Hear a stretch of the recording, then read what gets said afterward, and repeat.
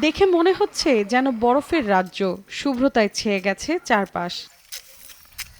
বরফের তৈরি প্রাসাদ, ফেরি হুইলস সহ মনোমুগ্ধকর সব শিল্পকর্ম। চীনের উত্তর পূর্বাঞ্চলীয় হেইলিংজিয়াং প্রদেশের হারবিন শহরে দেখা মেলে চমৎকার সব ভাস্কর্যের। চোখ ধাঁধানো এই আয়োজন দেখতে ভিড় করেন বহু দর্শনার্থী।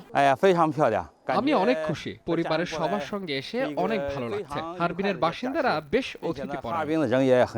৪১তম আইস অ্যান্ড স্নো ওয়ার্ল্ড উৎসবে গত বছরের চেয়ে চলতি বছর কয়েকগুণ বেশি দর্শনার্থীর আগমন ঘটবে বলে আশা আয়োজকদের। ইতিহাসের সবচেয়ে বড় আইস অ্যান্ড স্নো উৎসব। পুরো 10 মিলিয়ন স্কয়ার জায়গা জুড়ে হয়েছে আয়োজন। এবারের আইস অ্যান্ড স্নো ওয়ার্ল্ড উৎসবে ৩ লাখ ঘনমিটারের বরফ ব্যবহার হয়েছে ভাস্কর্য তৈরিতে। শিশুদের খেলার জন্য তৈরি হয়েছে বিভিন্ন ধরনের রাইড।